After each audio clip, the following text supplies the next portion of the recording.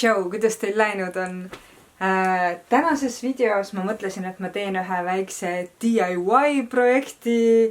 Ma ostsin ühest Jõgeva kaltsukast 1 euroga endale ühe valge kampsoni ja ma olen tükk aega juba silma peal hoidnud ühes riidepoe äpis ühel kampsonil, mis on tie-dye stiilis siis tehtud selliseks kirjuks. Aga ma ei ole raatsinud sealt seda kampsunit osta, sest et see ei ole eest lahti käiv ja mul oleks just vaja ühte sellist eest lahti käivat kampsunit. Ja ma leidsin ühe valge kampsuni ja siis ma mõtlesin, et ma täna proovingi seda kampsunit värvida siis kirjumaks ja vaatame, mis sellest asjast saab. Lisaks sellele eelmise video jätkuks mul on tulnud mitu armsat kirja ja aitäh nende eest ja mulle on ka saabunud 2 põnevat eset peale seda videot. Nimelt mulle on toodud 2 vintage puudridoosi, mille eest suur aitäh teile, kes te need tõite mulle. Ja ühte ma tahtsin teile võib-olla näidata ka, et üks nendest on selline huvitav.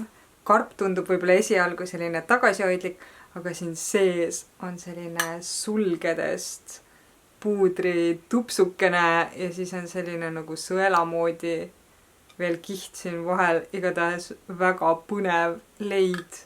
Ja sellel saab olema väärikas koht minu kollektsioonis. Igatahes aitäh selle eest. Tänase video juurde hakkame kampsunit värvima ja ma ütlen juba enne video lõppu aitäh vaatamast, palun likeige seda videot, subscribe'ige, kui te seda teinud ei ole ja lähmegi edasi kampsuni värvimisega. Ma näitan teile seda kampsunit siis ka enne värvimist. Selline lihtne, valge, palmikutega eest lahti käib kampsun, just selline nagu ma tahtsin. See näidispilt oli ka minu arust selline palmikutega versioon, nii et just selline nagu mul plaanis oli. Ja kaltsukas oli seekord ka 1 euro päev, nii et ma sain selle kampsuni 1 euroga. Seda värvimistehnikat, mis ma siis kasutama hakkan, kutsutakse shiboriks või võib-olla rahvakeeli rohkem tie-dye'ks. Ehk siis eesti keeles tähendab sidumist ja värvimist, mida ma siin siis ka tegema hakkan. Ma voltisin selle kampsoni enam-vähem võrdselt sellisteks ühtlasteks voltideks ja siis seon niimoodi risti-rästi ümbert siis kinni, et tal tekiksid pigem sellised ühtlase mustriga rombid. Et T-särkide puhul tihtilugu siis väänatakse ja keeratakse ja siis tekivad rohkem sellised siiru-viiru mustrid, mille fänn võib-olla mina isiklikult nii väga ei ole. Aga põhimõtteliselt siis need kohad kangast, siis, mis jäävad väljapoole ja nähtavale, saavad siis rohkem värviga kokku ning need, mis on siis tihedalt seotud sinna kuskile vahele, siis ei puutu värviga kokku. Ja mina kasutan selliseid vanu riidevärve, mis mul on alles, ma ei tea, mis aegadest. Ja need värvid on siis mõeldud villasele ja puuvillasele kangale, et ma valisin sealt siis puuvillase kanga jaoks mõeldud värvid ning ma võtsin sinist ja musta, kuna ma tahtsin sellist pigem tumesinisemat siis tooni saada. Ja lisaks värvipulbrile lisasin ma ka soola juurde, see peaks aitama siis värvil kinnituda. Siin vahepeal on näha, kui lahedalt see värvipulber lendles ja erinevad värvilised täpid tekitas.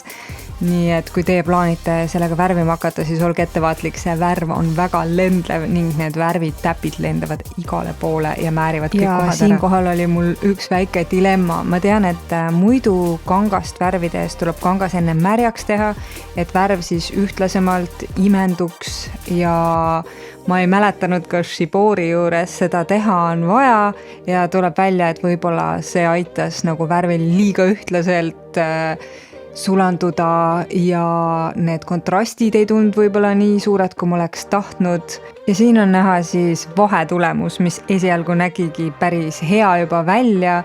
Mulle meeldis see kontrast, mulle meeldis see, et jäi ka päris valgeid kohti näha, aga peale seda ma panin kampsuni kuivatisse ning kuivades asjad tihtilugu lähevadki heledamaks.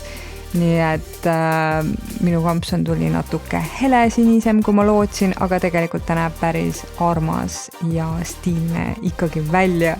Ja lõpus ma vaatasin, et need valged nööbid enam ei sobi nii hästi selle tumedama kampsuniga, nii et ma vahetasin ka nööbid välja ning lõpptulemus ongi selline, nagu te näete. Lõpptulemus ei tulnud küll 100% selline, nagu ma plaanisin, aga tegelikult nüüd ma vaatan, et see mahedam versioon on võib-olla isegi parem, ma saan teda rohkemate asjadega kanda ja ma soovitan ka teil katsetada seda tehnikat. Iga kord saab värvidega täiesti erinevad tulemused ning minu arust see on väga huvitav ja põnev tehnika, mida proovida. Aga muidugi kindlasti kandke kummikindaid värviga anumates, millest teil kahju ära ei ole määrida ja üritage mitte vannitubaga väga siis värviseks teha ja pühkige need värviplekid võimalikult ruttu ära, mis te tekitate, sest hiljem on neid palju raskem välja saada. Aga edu katsetamisel ja uskuge mind, te saate endale riidet, mida kellelgi teisel samasugust ei ole. Aga jah, suur aitäh teile seda videot vaatamast, selline see kampsun sai. Ma usun, et ma hakkan seda kampsunit päris tihti kandma, sest et see tundub just selline paras, mõnus peale visatav asi.